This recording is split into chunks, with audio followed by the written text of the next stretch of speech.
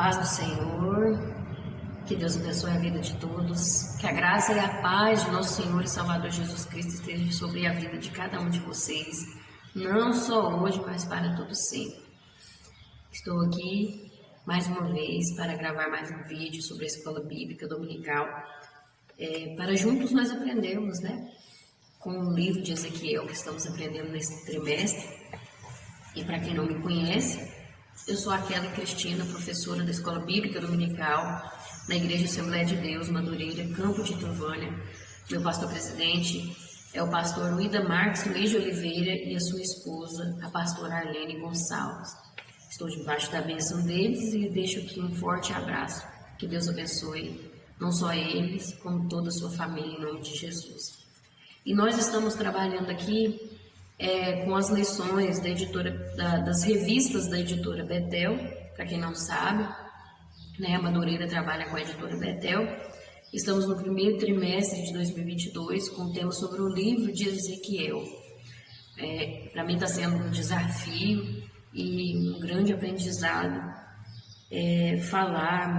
comentar sobre essas lições que estamos aprendendo aqui sobre o livro de Ezequiel, porque nós estamos vendo aqui um profeta com uma mensagem de juízo, de arrependimento, uma mensagem de restauração e manifestação da glória de Deus, E eu estou aprendendo muito mesmo, graças a Deus. E hoje vamos aqui estar trabalhando a lição de número 4, comentando a lição de número 4. Como vocês podem observar, não sei se já perceberam, eu estou meio rouca, estou gripada. Eu pensei que não fosse conseguir gravar esta lição, mas pela misericórdia do Senhor, estou aqui e vou me esforçar aqui para ver se consigo gravar. Até ontem não estava conseguindo falar muito, estava bastante rouca. Hoje já estou bem melhor, graças a Deus. Hoje que é quinta-feira, estou aqui pela misericórdia do Senhor. Mas vamos lá, lição de número 4 tem por título o título que nos diz assim: o pecado e as suas consequências. O texto áureo nos diz: e farei em ti o que nunca fiz e o que jamais farei por causa de todas as tuas abominações. Ezequiel capítulo 5 versículo 9.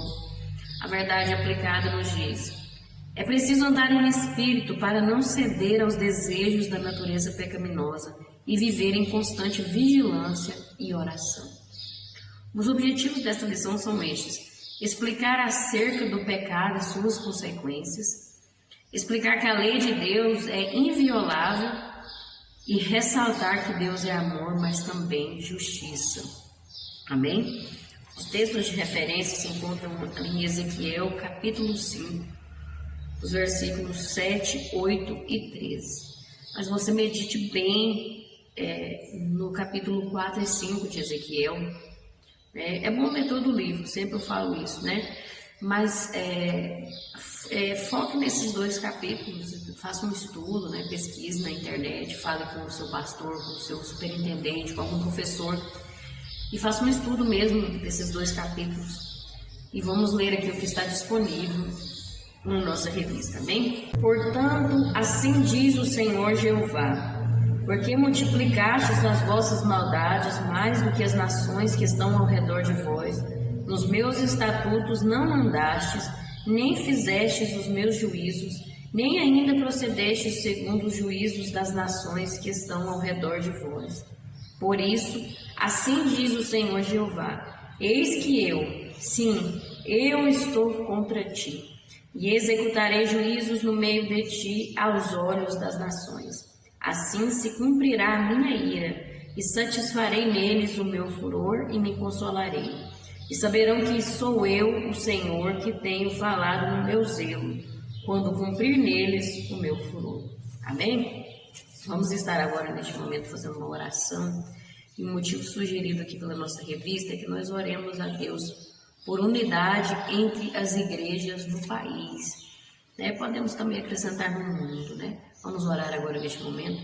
Senhor, meu Deus e eterno Pai, agora diante da Tua presença eu me apresento como tua serva, eu tenho te buscado em oração, tenho te clamado, Senhor, para que o Senhor esteja me dando entendimento, me dando a iluminação da tua palavra, para que o Senhor me faça como um instrumento nas tuas mãos, para que seja cumprido o teu querer e a tua glória seja manifestada.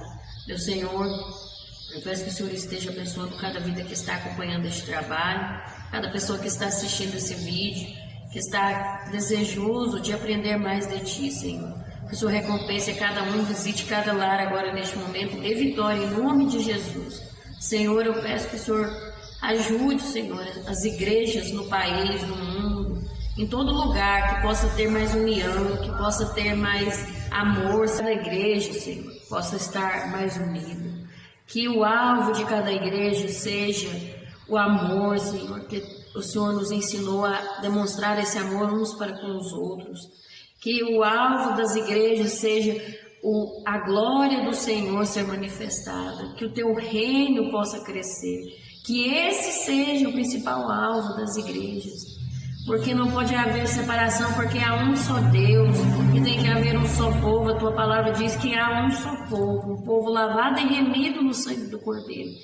E que as igrejas possam entender isso e que possam ser libertas, Senhor, de toda heresia, de tudo aquilo que não provém de Ti, de toda competição, porque não é a igreja que tem que aparecer, não é o pastor, não é as pessoas, mas sim o Senhor que tem que aparecer.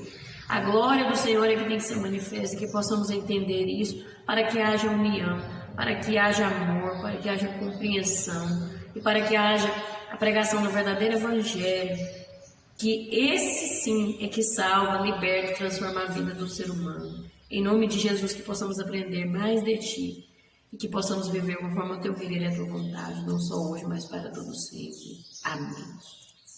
Glória a Deus. Que maravilha, né? A introdução da nossa lição vai nos dizer assim: a doutrina do pecado perpassa as Escrituras desde Gênesis 3. Infelizmente, muitos ignoram a realidade, a gravidade e as consequências do pecado. Tais pessoas minimizam, desprezam e deturpam a doutrina da salvação. Infelizmente, isso acontece, né? Vamos ver mais aqui. No tópico 1 vai dizer o pecado e suas consequências. O Senhor diz: e de seus pecados não me lembrarei mais. Hebreus capítulo 8, versículo 12. O profeta diz que como resultado da compaixão de Deus, os pecados seriam lançados nas profundezas do mar, lá em Miqueias 7, 19. Isso quer dizer que os pecados perdoados não serão mais imputados e não entrarão na balança nem na contagem para impedir a salvação do ser humano, né? Daquela pessoa que se arrependeu. Precisamos ter ciência de que ao pecar deliberadamente, com conhecimento de causa, não ficaremos impunes, uma vez que a lei está estabelecida e sendo conhecedores dela, tornamos-nos sujeitos. O Senhor Jesus advertiu o homem que havia sido curado para não repetir o pecado ou continuar nele, para que não lhe acontecesse algo pior. Nós vemos aqui que é necessário que a pessoa entenda, que eu e você entendamos que somos pecadores. Sim, somos pecadores, já nascemos em pecado, mas nós precisamos não nos deixar dominar pelo pecado, não viver em pecado, né? Eu sou pecadora, mas eu não posso querer viver em pecado, né? Eu estou sendo ensinada aqui na palavra de Deus, busco um entendimento, vou à igreja, participo, leio a palavra de Deus, então eu tenho um entendimento, eu tenho ciência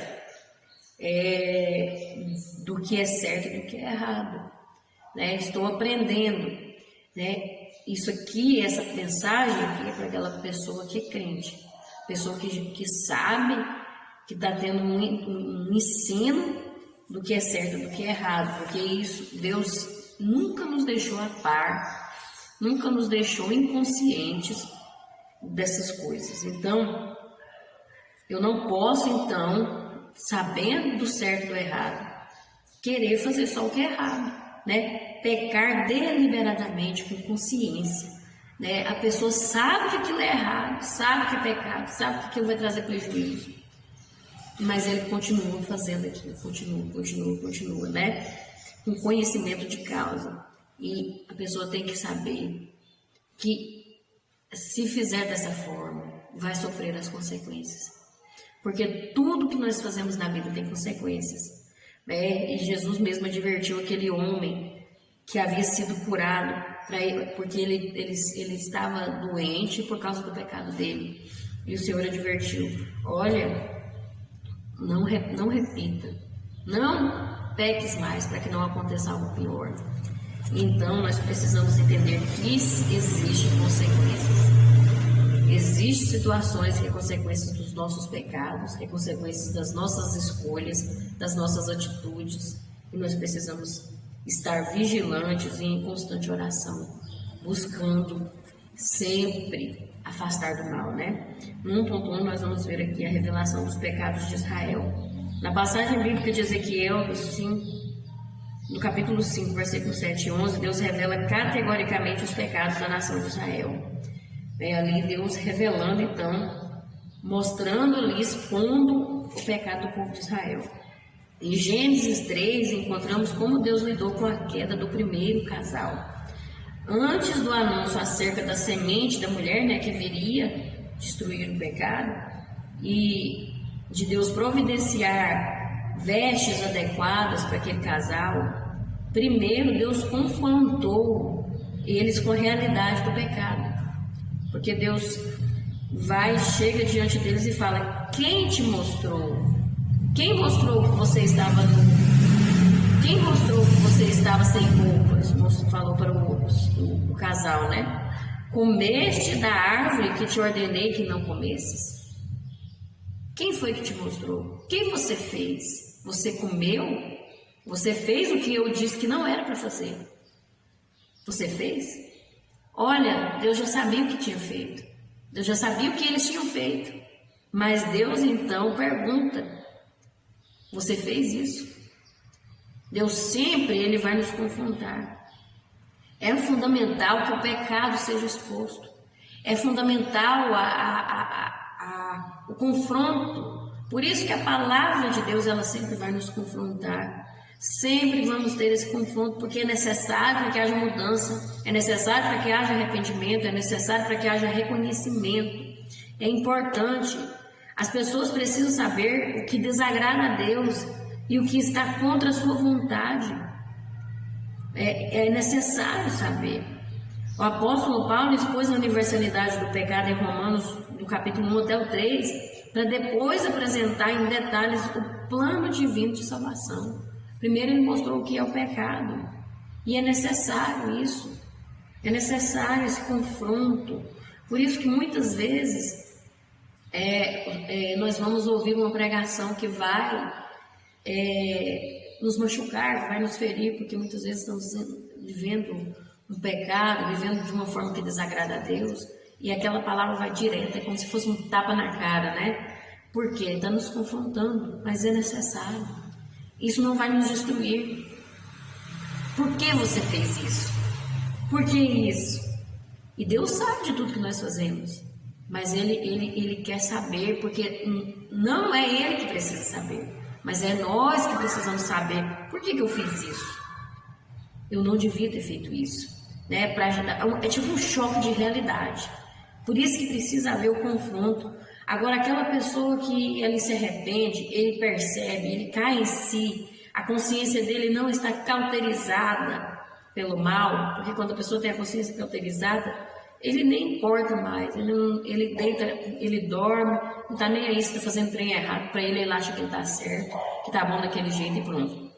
A pessoa está com a mente cauterizada. Agora, quando não tem a mente cauterizada, a pessoa deita a cabeça no travesseiro, e aí a mente começa a pensar: o que eu fiz? Eu não devia ter feito isso, né? E começa a vir um arrependimento, começa a vir, a pessoa se sente, vê que está errado, ela olha para si mesma, vê que está errado e ela se arrepende, um arrependimento verdadeiro, que nós vamos ver mais na frente o que é o arrependimento verdadeiro, que não é uma atitude só, mas muitas. E aí então, Deus não expõe o pecado da pessoa. Deus não expõe ao mundo para que a pessoa seja confrontada, porque ela mesma se confronta. Ela pega, busca na palavra de Deus e ela se confronta e ela busca melhorar. Então ela muda de vida. Então aí não há necessidade. Mas quando a pessoa não muda de vida, não quer mudar, não quer melhorar, então é necessário expor. Assim como Deus expôs o pecado, revelou os pecados de Israel. Vai ter momento que a pessoa acha que vai ficar por muito tempo escondido. Se a pessoa não se mudar de vida, não se arrepender, vai ser exposto, porque Deus não brinca. De Deus não se escarnece, ninguém se escarnece. Nada fica oculto diante de Deus. E nós vamos ver aqui no 1.2, o juízo e a ira de Deus. O Senhor Deus apresentou o pecado e também o juízo divino. É preciso lembrar que a Bíblia também revela acerca da ira de Deus, não apenas sobre sua graça e misericórdia. Não tem só na palavra de Deus sobre a graça e a misericórdia, o amor de Deus. Mas existe sim a ira de Deus, isso é uma realidade. São temas não muito expostos em nossos dias, porém bíblicos. Está na palavra de Deus e é uma realidade. Tony Evans escreveu: a ira de Deus não é um assunto fácil de tratar, mas faz parte integrante de sua natureza, como suas demais qualidades, quer seja o seu amor, a sua santidade ou a sua misericórdia. E olha o que ele fala. Tony Evans diz assim: se eu deixasse de falar disso, estaria causando um grande mal à minha igreja e a outras pessoas expostas ao meu ministério. Ele viu a importância de falar sobre a ira de Deus. Tem muitos pastores, muitos pregadores que não gostam de falar da ira de Deus, que não querem falar da ira de Deus, porque o povo tem medo, a igreja vai ficar vazia, o povo vai ficar com raiva de mim, eu não vou ser um bom pregador se eu falar da ira de Deus. Está enganado. Se você não falar da ira de Deus, que é uma realidade, depois ai de você, porque Deus há de cobrar e a sua igreja irá padecer, porque a verdade é que liberta, a verdade é que transforma. Então é necessário falar da realidade. Quantos sofreram a ira de Deus? O povo de Israel sofreu a ira de Deus. Por quê? Porque Deus foi fiel para com eles. Deus prometeu a eles, fez uma aliança com aquele povo, mas precisava deles serem um povo separado, um povo de Deus.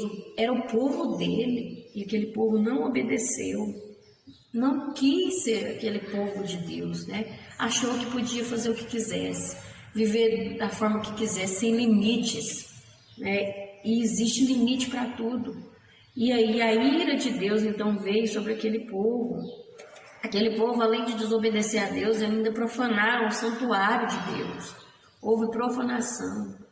Dentro do templo, dentro do santuário de Deus, estava acontecendo coisas detestáveis, abominações. E isso desagrada a Deus, isso entristeceu o coração de Deus, isso acendeu a ira de Deus. E então precisava de haver o derramamento da ira de Deus sobre aquele povo.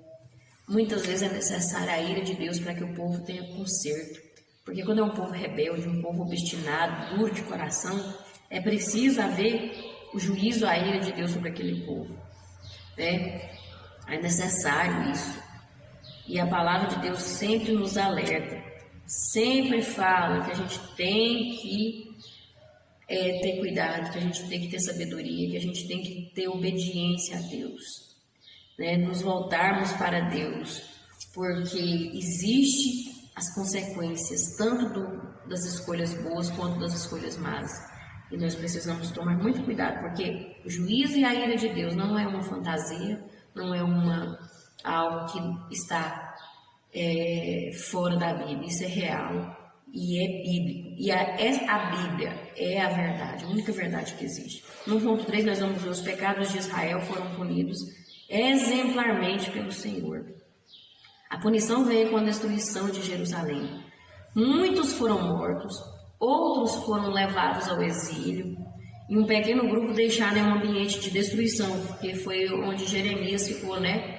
Jeremias ficou ali, aquele pouquinho de gente que ficou, um pequeno grupo que ficou num ambiente totalmente horrível, de destruição, ruínas mesmo, né? O profeta Jeremias ficou ali com aquele povo. Veja que sofrimento, separação de pais e filhos, né? Nós temos o exemplo de Daniel, que foi levado jovem ainda com seus amigos, separado dos seus pais, num ambiente ali totalmente diferente, né? E muitos mortos, houve destruição.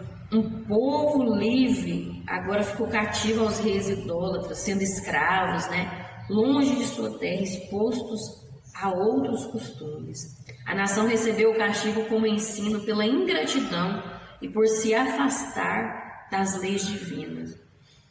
Muitas pessoas ignoram as advertências do Senhor, assim como esse povo ignorou a advertência de Deus.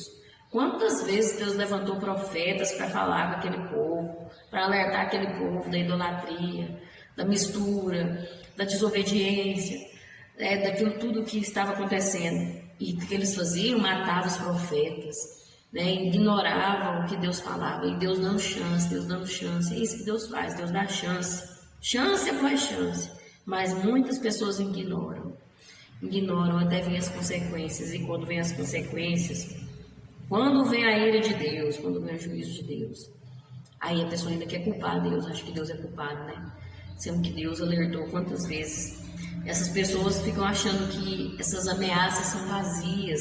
Por quê? Porque Deus dá chance, né? Deus fala, mas Ele ainda dá chance. O amor dele é maravilhoso e Ele, todo dia, um dia que nós temos uma chance para ser melhor, uma chance de arrependimento, mas muitos ignoram, acham, não vai acontecer nada não, já tem tanto tempo, né, que eu estou vivendo dessa forma, que eu estou em pecado, não está dando certo, por enquanto está dando certo, não, tal dia eu vou melhorar, tal dia eu vou fazer alguma coisa, mas esquece que a ira de Deus vem, que as consequências vêm, que é real, que Deus não é como homem para que minta, não é filho do homem para que minta.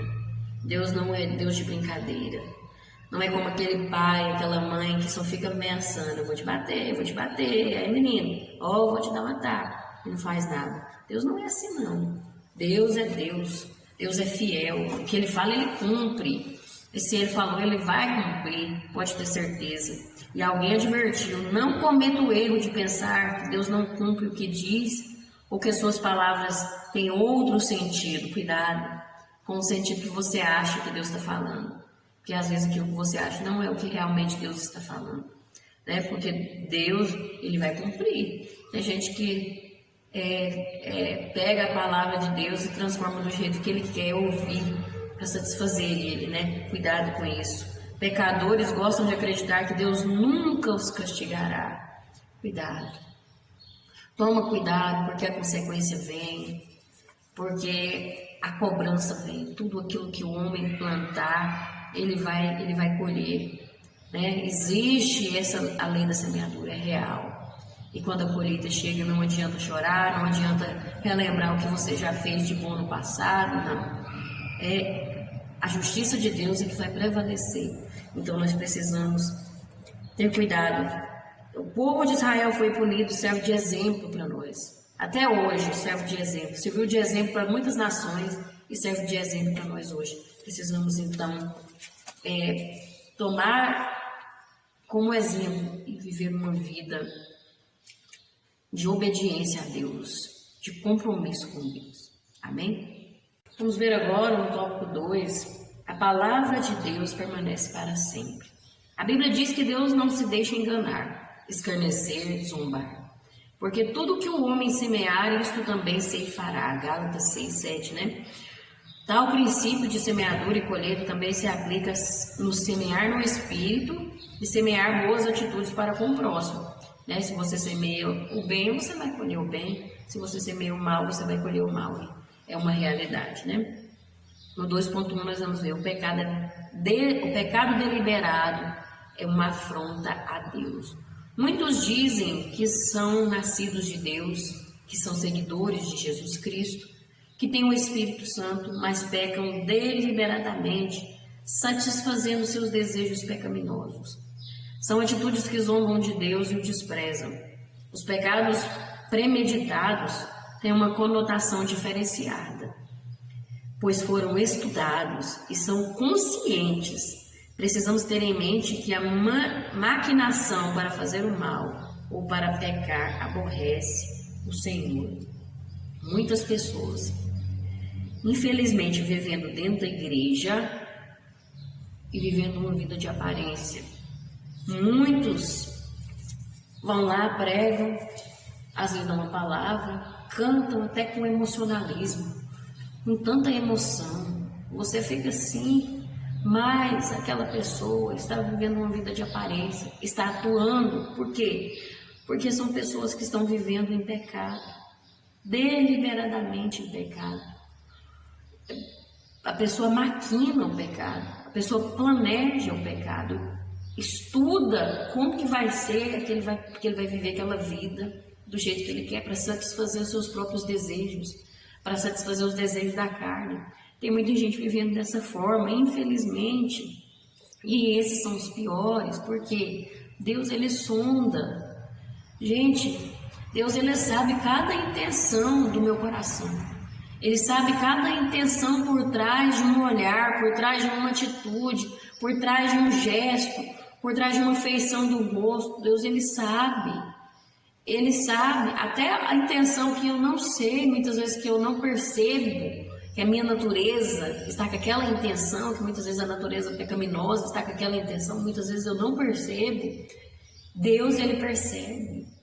E aí ele vai mostrar para a gente depois, né? E cabe a cada um de nós perceber isso e querer ser melhor, e arrepender, e parar de ficar vivendo dessa forma, zombando de Deus. Por isso que nós vemos tanta coisa ruim. Sabe o que é a realidade? O juízo de Deus está sobre a terra, isso é uma realidade. Não por causa das pessoas lá do mundo, por causa que o mundo jaz no maligno, não. Por causa de gente que está dentro da igreja, vivendo uma vida dissimulada, uma vida de aparência, fingindo que é crente, mas aproveitando as coisas do mundo e vivendo uma vida de aparência. Muitos não sabem, às vezes ninguém sabe, mas Deus, ele sabe. E a pessoa acha que está de boa, a pessoa acha que pode, ela sabe, e o inimigo vai facilitando as coisas para a pessoa, porque o inimigo facilita para você pecar. Sim, o inimigo facilita. É muito mais fácil você viver uma vida de pecado do que você viver uma vida correta diante de Deus. Tudo aí está fácil demais, mas nós não podemos fazer isso. É uma afronta contra Deus. E ai desses se não arrepender, ai desses se não mudar de vida, porque não vale a pena viver dessa forma. Não vale a pena viver uma vida de aparência. Meu Deus, isso é muito triste. Precisamos ter uma vida verdadeira com Deus. Por isso que a pessoa não tem acesso a nada. Espiritualmente, ela vive só de aparência. Parece que está abençoado, mas não está. E a própria carne dele, a própria natureza pecaminosa, engana a pessoa dizendo que ele está abençoado, porque existe uma falsa bênção. Tudo aparência, porque o inimigo então vai criando uma ilusão na mente da pessoa. Existe a nossa carne, ela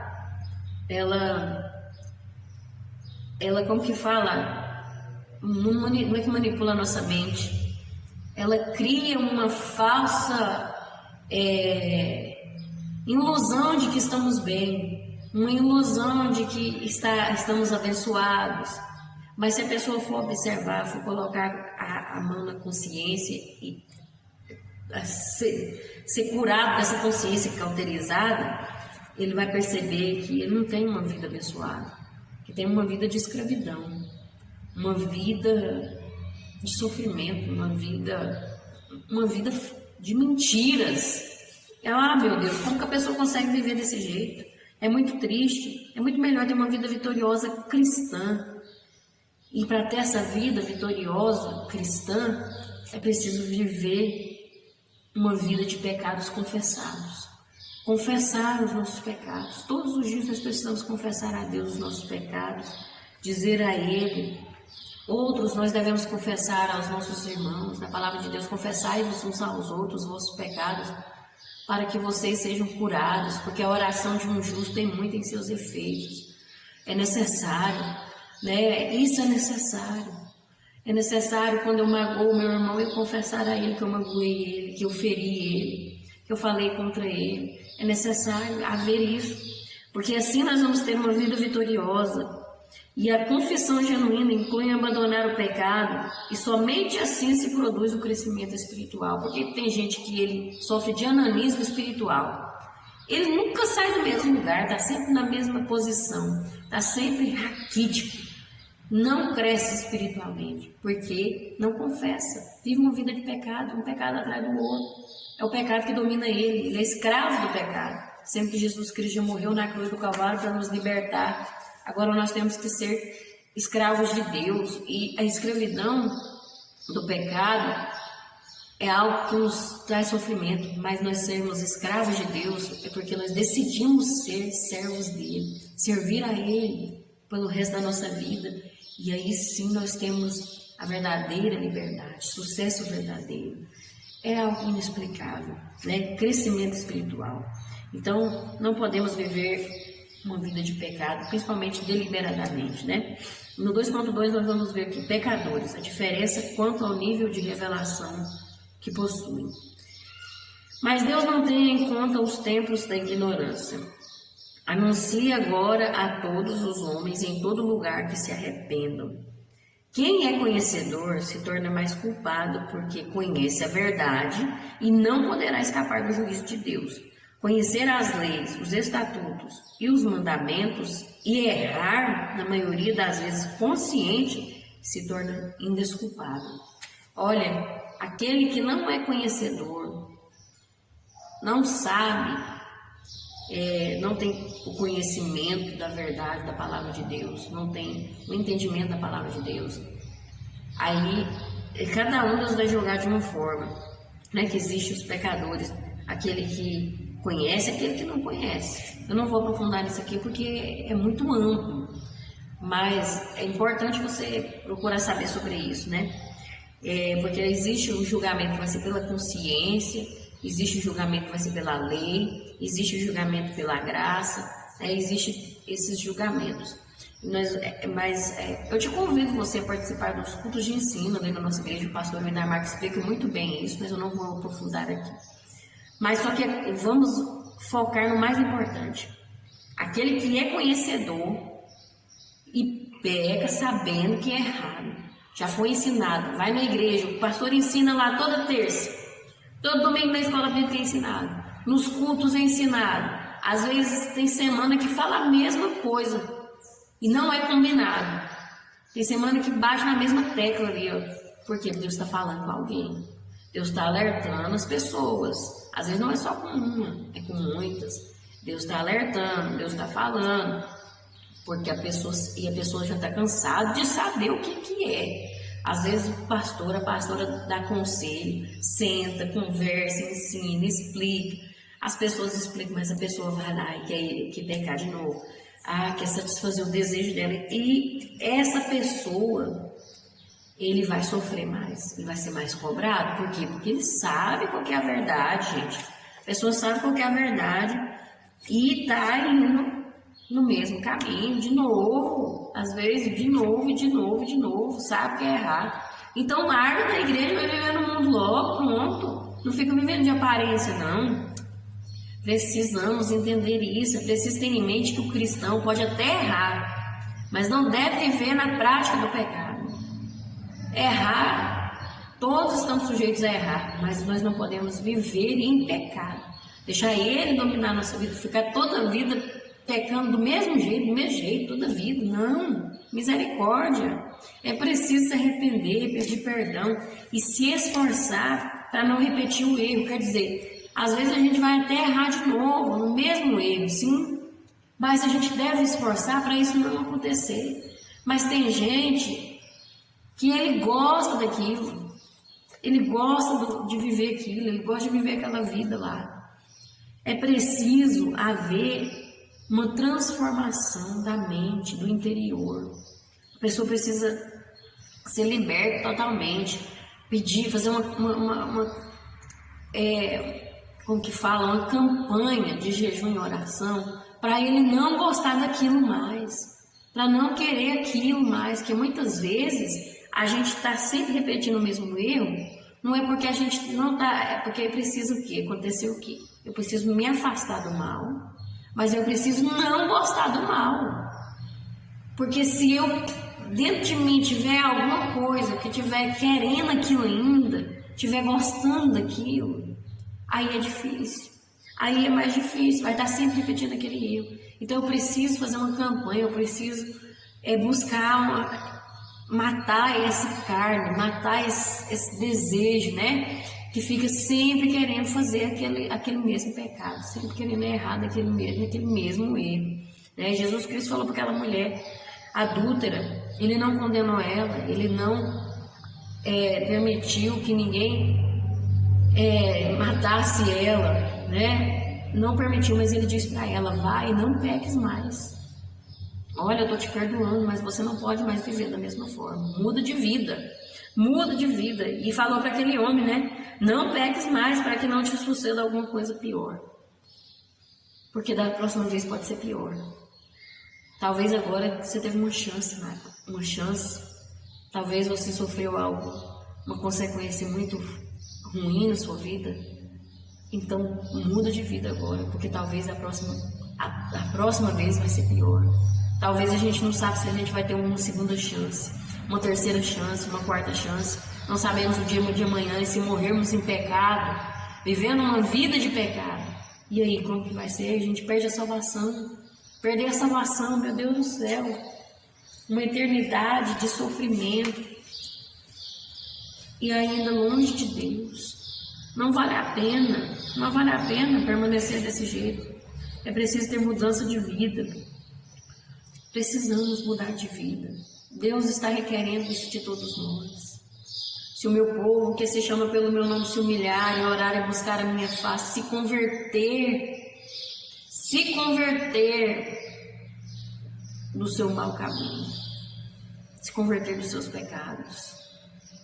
Olha, isso aqui, se o meu povo, que Deus estava falando, era com o povo dele, não era com quem está lá no mundo, lá, ele não tem compromisso com quem não tem compromisso com ele, não. Mas aquele que está lá na igreja falando que é crente, então, pelo amor de Deus, age como cristão, age não de aparência, porque de Deus você não está escondendo nada. Deus, ele está vendo tudo. E é ele quem pode te dar salvação. A pessoa esconde do ser humano, esconde do pastor, esconde das pessoas. Eu fico pensando, será que ele acha que é o pastor que vai salvar ele, que é as pessoas? Se Deus que vai salvar, se Deus é que salva, a salvação está em Cristo, é que está vendo tudo. Eu não entendo o que as pessoas pensam, não. É difícil, é complicado, a pessoa precisa ser liberta, tirar essa cegueira espiritual, abrir os olhos. Vamos ver aqui no 2.3. Israel é uma nação escolhida, mas um povo ingrato. Nos registros bíblicos encontramos ensinos e avisos para nós. Assim, ao estudarmos acerca da história de Israel e seu relacionamento com Deus, precisamos pedir ao Espírito Santo que nos ajude a percebermos tais ensinos e avisos. Pedir discernimento: Senhor, me dá um entendimento da Tua palavra, me ajude a entender o que eu estou fazendo de errado, o que eu preciso melhorar, me ajude a entender essa palavra aqui que eu não estou entendendo. Pedir a Deus. Olha, Israel, apesar de ter sido escolhido por Deus, estabelecido na terra de Canaã, ter obtido tantas vitórias e ter um tempo que foi cheio da glória de Deus, não significava que Deus iria ficar indiferente a um viver contrário à sua palavra revelada a este povo. Trata-se de uma grande lição e aviso para todos nós. Olha, era o povo escolhido por Deus, a menina dos olhos de Deus, o povo querido, o povo que Deus tinha escolhido, o povo descendência de Abraão, tantas promessas que Deus tem sobre aquele povo. Era o povo separado, que de onde dele Daquele povo ia sair o Rei dos Reis, foi o que veio, Jesus, né? Um povo com tantas promessas, onde ali estava a glória de Deus, o templo de Deus, mas mesmo assim, mesmo sendo esse povo escolhido, um povo que Deus amava, se desobedeceu, Deus não ia deixar de cumprir com a sua palavra, de castigar aquele povo pela desobediência. Porque Deus, ele não, ninguém bajula ele. Deus, ele não faz acepção de pessoas, né? E nós precisamos entender que a graça de Deus em nós não nos libera para vivermos de qualquer maneira, para servirmos a Deus de qualquer maneira. Tem muita gente que acha assim, tem muitos pregadores que pregam e a pessoa acredita nisso. Acha assim, a graça salva. Sim, a graça salva. A graça que salva não são as obras. Sim, é a graça que salva, né? Não são as obras. Então, você pode viver de qualquer maneira, você pode pecar quantas vezes você quiser, que Deus ele vai te perdoar, porque nós estamos no tempo da graça, né? E muitos estão caindo nessa conversa fiada, que pode viver de qualquer maneira. Sim, a graça salva. Você pode pedir perdão a Deus, que Ele está disposto a perdoar quantas vezes for necessário. O perdão de Deus está aí disponível, a graça de Deus está aí disponível. Sim, é a graça que salva, não é as obras. Sim, mas do mesmo jeito que a palavra de Deus fala sobre a graça, lá em Hebreus também fala sobre, enfatiza sobre respeito, temor e fogo consumidor. Fala que Deus é amor, mas Ele é fogo consumidor. E aquilo que eu fizer, eu vou sofrer as consequências. Sim. E eu vou ter acesso à graça se eu me aproximar de Deus. A graça é algo espiritual. Se eu viver em desobediência a Deus, de acordo com os desejos da minha carne, eu não estou andando em espírito. Como eu vou ter acesso à graça? Como eu vou ter acesso às bênçãos vindas da graça? Então, nós não podemos ser ingratos, como o povo de Israel. Isso aqui, pessoa que não age com respeito, com temor a Deus, né? Não é medo, mas é respeito, é obediência, é uma pessoa ingrata. Essa pessoa não está valorizando o sacrifício de Jesus, não valoriza a graça que está sendo derramada sobre nós.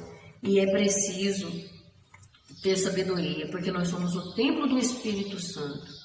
E aquele que destrói o templo do Espírito Santo, Deus o destruirá. A palavra de Deus é muito clara dizendo isso. Eu e você, nós somos morada do Altíssimo, templo do Espírito Santo. Então nós precisamos valorizar, cuidar desse templo e respeitar e ter gratidão pelo que Jesus fez lá na cruz do Calvário para conosco, não sermos uma nação ingrata como o povo de Israel. Amém? No tópico 3, nós vamos ver o amor de Deus e sua justiça. Deus é amor, mas também é fogo consumidor. Muitos, de uma maneira equivocada e distorcida, se baseiam no amor, na graça e misericórdia de Deus, para de uma forma inescrupulosa transgredir as leis divinas, como se o Pai não tivesse a justiça como atributo. Na verdade, onde existe amor puro, a verdadeira justiça está presente. Quem corrige é porque ama. A palavra de Deus diz, porque o Senhor corrige o que ama e açoita qualquer que recebe por filho. No 3.1 nós vamos ver amor versus justiça.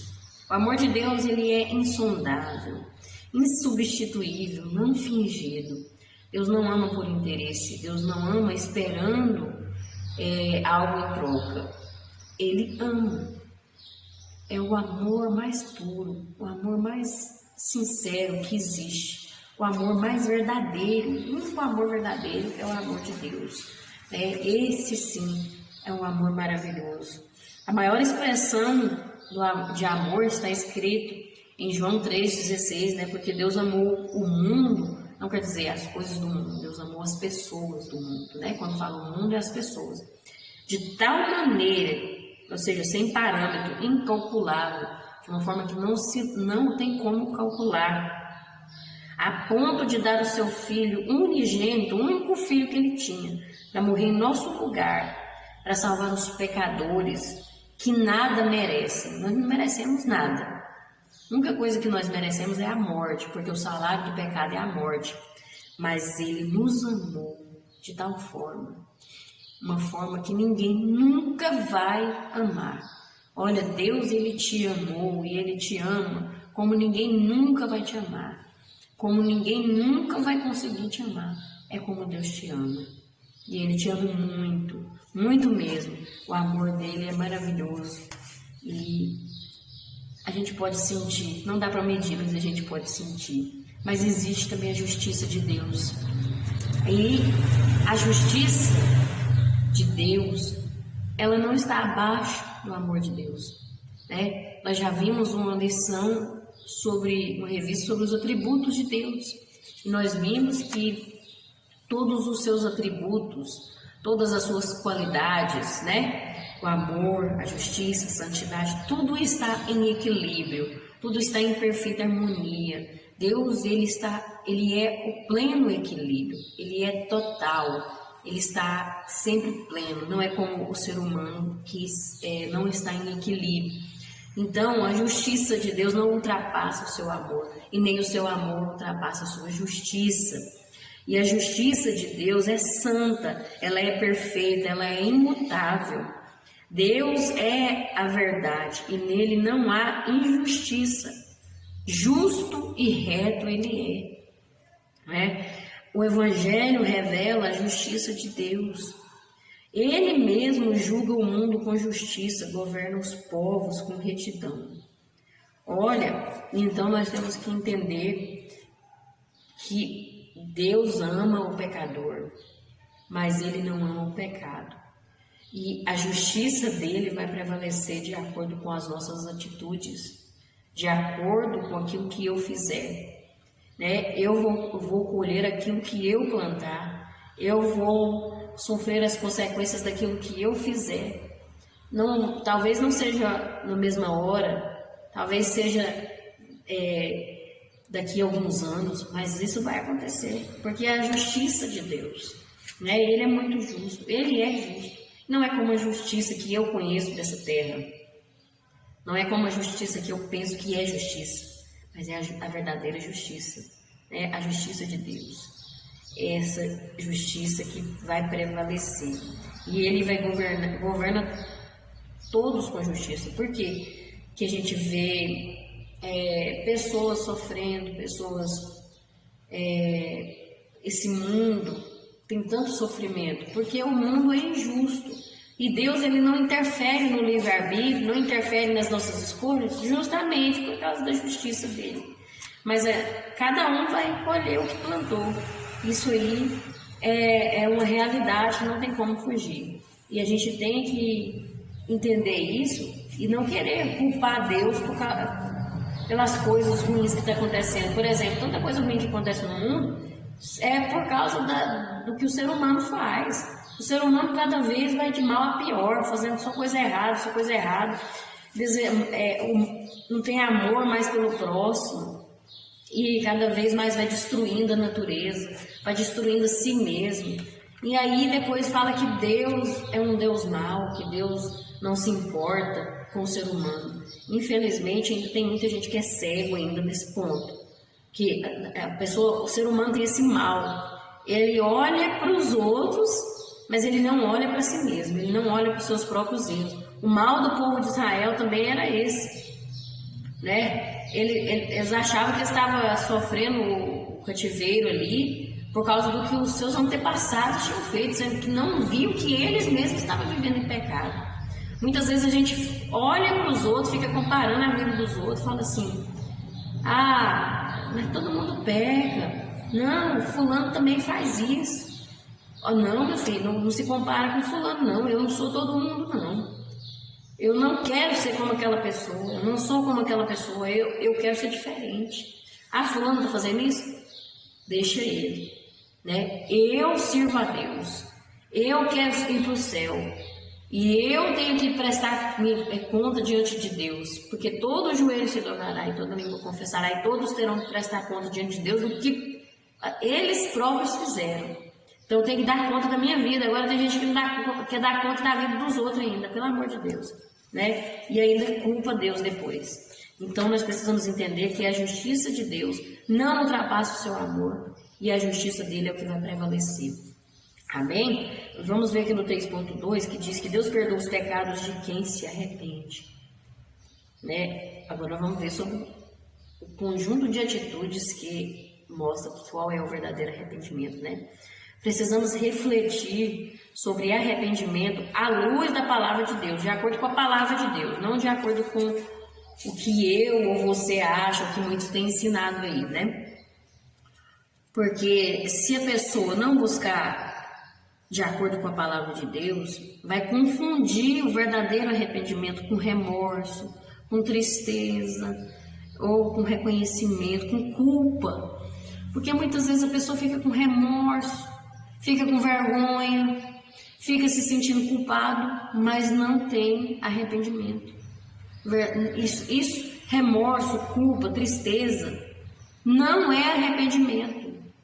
Não é. Arrependimento é diferente disso. Arrependimento para perdão de pecados envolve um conjunto de aspectos, como convicção. Você é convicto, você tem certeza do que você fez, você é convicto de que você pecou, que você errou, você reconhece isso, e você então tem contrição. Contrição é diferente de tristeza, né? A pessoa é diferente de remorso, é diferente de culpa. Você tem contrição por quê? Porque o seu coração se arrepende, o seu coração fica quebrantado, né? O seu coração, você olha para si e pensa assim: eu sou uma pecadora miserável. Meu Deus, o Senhor é tremendo, grandioso, e eu não sou ninguém, eu não sou nada. Eu sou a pior de todas as pessoas na face da terra. Eu sou pecadora, uma pecadora miserável. Né? Contrição, você abre o seu coração, você rasga a sua alma na presença de Deus. Isso é contrição. E então você confessa, tem a confissão, a convicção, contrição, confissão. Então você confessa, fala: Senhor, eu fiz isso mesmo. Você não tem vergonha, né? Você não quer esconder nada de Deus, né? Você não tem vergonha de dizer o que fez perante Deus, né? Você fala: Senhor, eu fiz isso. Eu fiz isso, isso e aquilo. Eu pensei isso, eu falei tal coisa. Você fala com todas as letras. Você não quer esconder nada de Deus, né? Isso é confissão, né? E por fim, mudança de atitudes. Veja, é um conjunto de atitudes que mostra o que é o arrependimento verdadeiro. É esse arrependimento que Deus perdoa. É esse arrependimento, né? Mudando, e a pessoa: eu não quero mais viver dessa forma. Sabe, você olha para aquela atitude que você tinha e você sente indignação. Aí você começa a não gostar daquilo mais. Lembra que eu falei que a gente tem que orar para não desejar, não gostar de viver daquela forma, não gostar mais daquela atitude, porque muitas vezes a gente quer aquilo, a gente não quer, não consegue se afastar porque a gente quer aquilo. Agora, quando tem arrependimento, você não quer mais aquilo, você não sente mais desejo por aquilo. Você, às vezes, a carne quer, né? Porque essa carne quer, mas a sua alma não quer mais, né? Isso sim é arrependimento verdadeiro. Aí tem mudança de atitude. Aí você consegue resistir, aí você consegue não pecar mais, você consegue vencer o pecado. Então é necessário ter um arrependimento verdadeiro, né? Não é só uma atitude, mas um conjunto. O termo usado para arrependimento é metanoio. Não, metanoio, desculpe.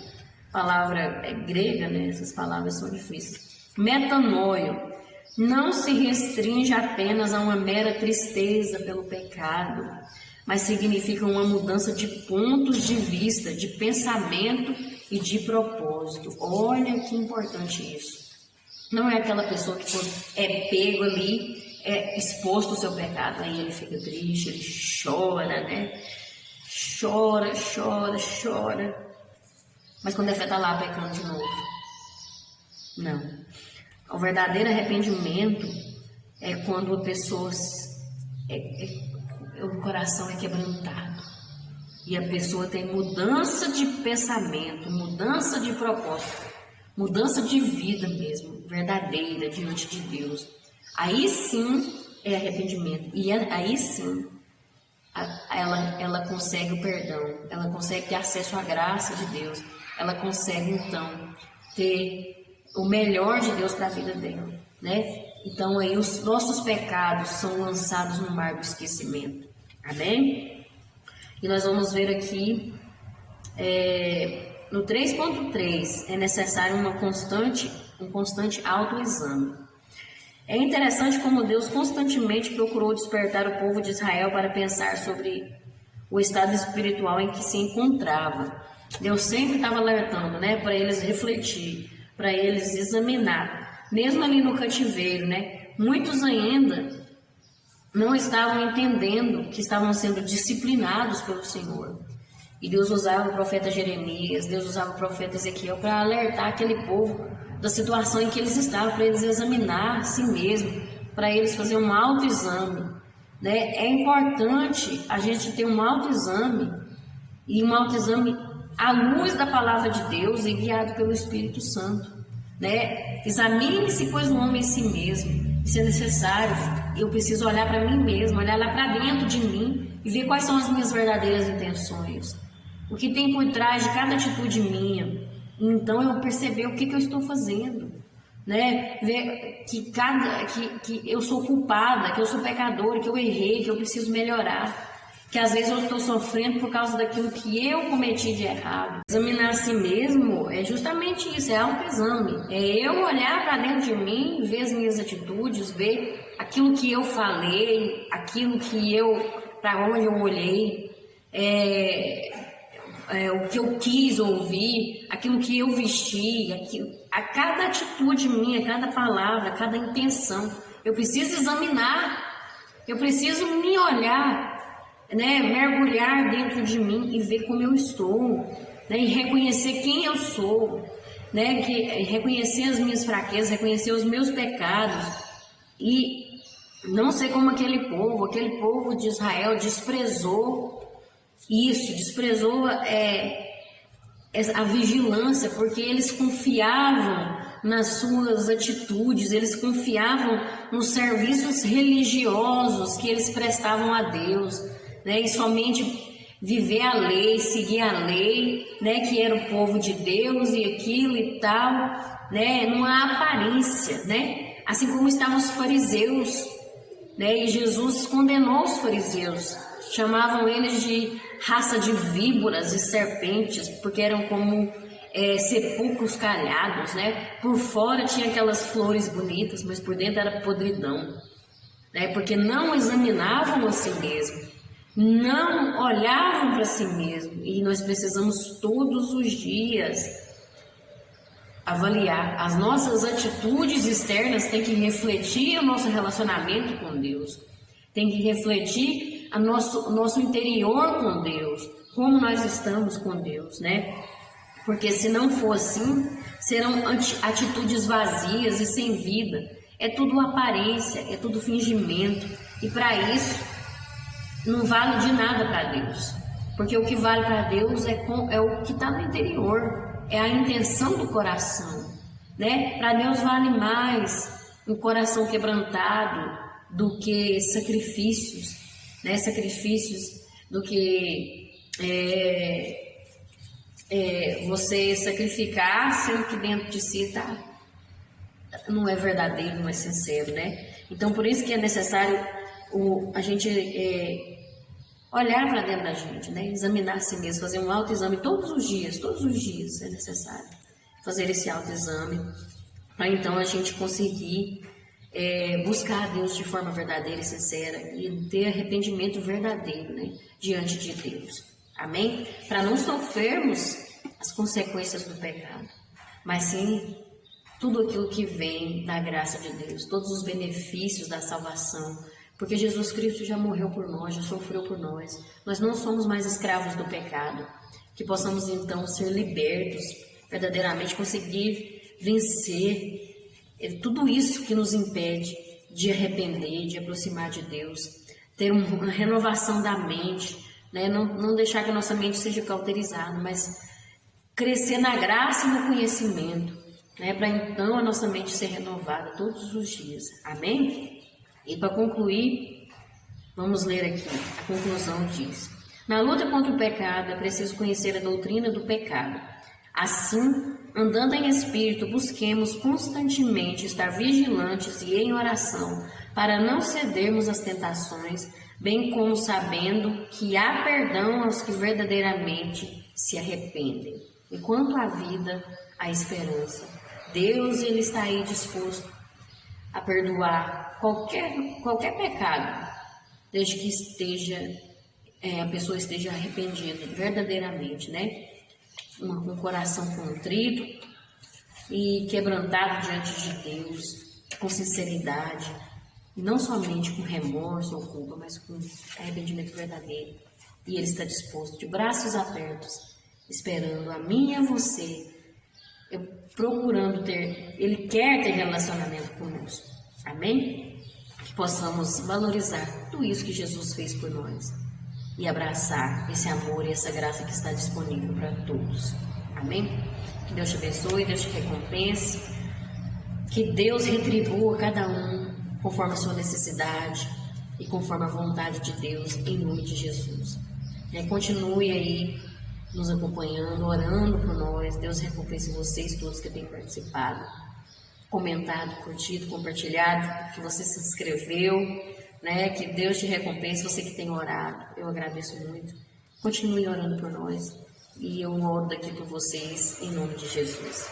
E até a próxima, se Deus assim nos permitir e se Jesus não tiver voltado. Amém? Fiquem na paz.